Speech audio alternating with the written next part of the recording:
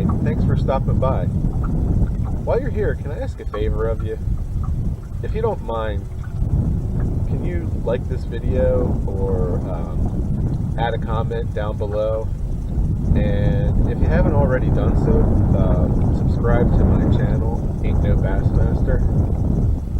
Look, I don't make any money doing this, and I don't have any customized sunglasses or apparel to try to sell you, or coupon codes for beef jerky or Tackle Warehouse. But I'll tell you what it will do for me. When you like, comment, and subscribe, it'll definitely help lift my spirits on all those days when I come out here and I don't catch nothing, or I just catch like maybe one little tiny dink. Because as the name of my channel, Ain't No Bassmaster, suggests, that's pretty much what happens the majority of the time I come out here and go fishing. Not a whole lot. Well, anyway, I'm going to get back to fishing and let you get back to the video, and thanks again for watching.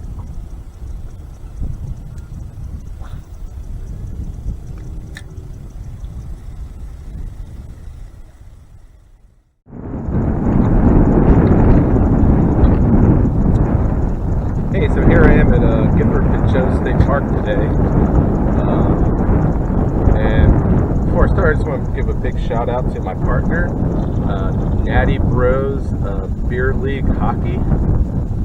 Are you sick of all of the drama and infighting of your beer league hockey team not getting enough time because you're not the best player on the team? Well, you should check out Natty Bros Beer League Ice Hockey at Ice World, the coolest team at Ice World, where hockey, camaraderie, and fun all go hand in hand. Hey, look, I just made that up. I'm not sponsored by anyone. Everything I said about the Natty Bros, my hockey team, is true, but I'm not sponsored. Nobody in their right mind would sponsor me. But driving up here today, I just thought it would be funny if I pretended like I had a sponsor. But yeah, anyway, I'm here at Gifford Pinchot today. It's a phenomenal day weather-wise. I mean, it's supposed to be like in the mid-80s. I mean, all the colors of fall are out. A little bit of a breeze. I mean, weather-wise, it's hard to tell if this is the end of October or the end of August. I am a little concerned because last night it was a full moon and a really clear night. And I'm just kind of afraid that maybe the bass gorged all night last night, and then today they're all full and they're going to be sleeping. Not really feeling chasing baits. A couple of my friends did text me earlier from the Conowingo, and they said they were having luck out there. So yeah, we'll see. Hopefully the fish are biting today. It might turn out that I should have gone to Conowingo instead. We'll see. But anyway, yeah, I'm going to be throwing all of my go-to reactionary type baits. If things are really slow, maybe I'll drag a Ned rig or something like that. But I've got a glide bait tied on today, so I'm really excited about that. This will be my first time trying to do glide bait fishing. So that'll probably be more practice than anything, just trying to figure out what that's all about. So anyway, hopefully by the end of this video I'll have a couple decent bass to show you. We'll see. I'm going to get back to the fishing.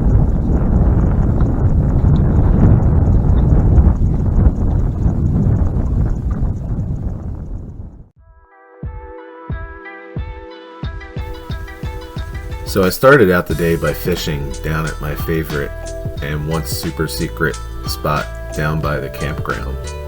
That shouldn't be a big surprise that I started here. I say once super secret because I shared this spot and results with several people who fish the lake regularly. Unless you're a pro with big money on the line, I just don't get why some recreational fishermen are so secretive of their spots. On lakes the size of the ones in this area, it's not like those places don't ever get fished by other people. Anyway, I didn't fish a chatterbait today, Instead I opted for a double willow leaf spinnerbait to try to give a better bait fish profile with the added flash. I made sure I used retrieves that had pauses too, because that adds some extra erratic flash as the blades flare out on the pause. And I've been told by some of the pros on YouTube that a lot of times that's when the bass will strike the lure.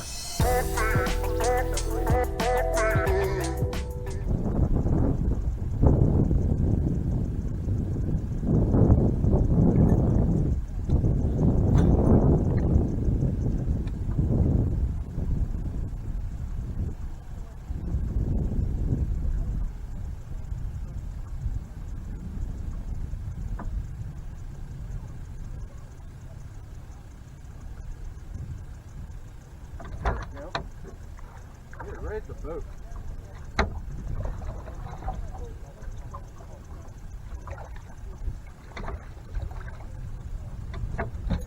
There we go, first bass of the day on the double willow leaf spinnerbait down here by the campground. Not bad little bass.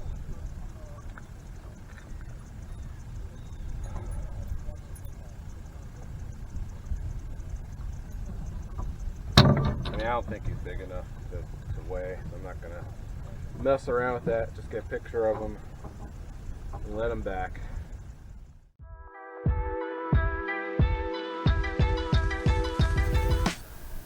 I probably spent way too much time at the campground without the results to justify doing so, so I started to head down the shoreline towards a point near the day use area. Here I also started to throw the red-eye shad, and I picked up the glide bait and I started to throw it some just to try to get used to the technique. The water at Pinchot is probably too murky for the glide bait to work well, but in any event it was too murky for me to really be able to see the action of the lure as it got closer to the boat. Eventually, the red-eye shad paid off.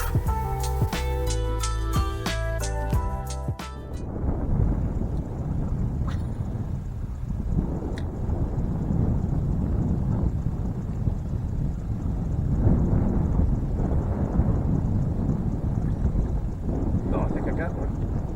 Yeah. That's a nice one.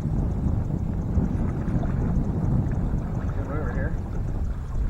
Maybe it's not that one. That's a fish. There we go. Bass number 2 on the red-eye shad. Going away from the campground.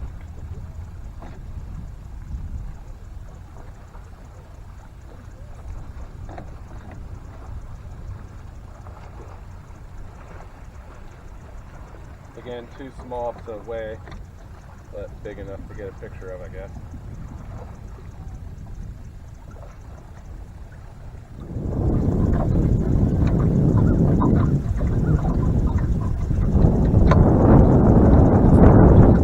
Hey, if you're a recreational kayaker watching this, do me a favor.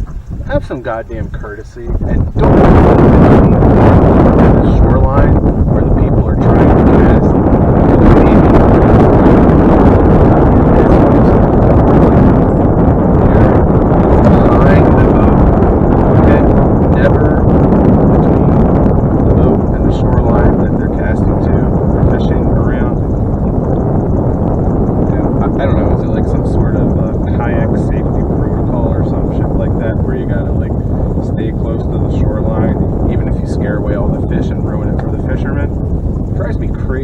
Everywhere I go, they do that. It's like nobody knows common courtesy. End of rant. Unfortunately, I didn't catch any big fish today, and that second one was the last one that I caught. Like I said earlier, I probably spent way too much time at the bottom half of the lake without covering much water, and didn't really leave myself any time to try the middle or upper half of the lake. I've actually never caught a bass north of the ramp number 2 where I put my boat in, That's probably one of my big downfalls as a fisherman, is that I really tend to stick to the lures and areas that I'm most comfortable with come hell or high water. Or in this area with some of these lakes, maybe I should say low water.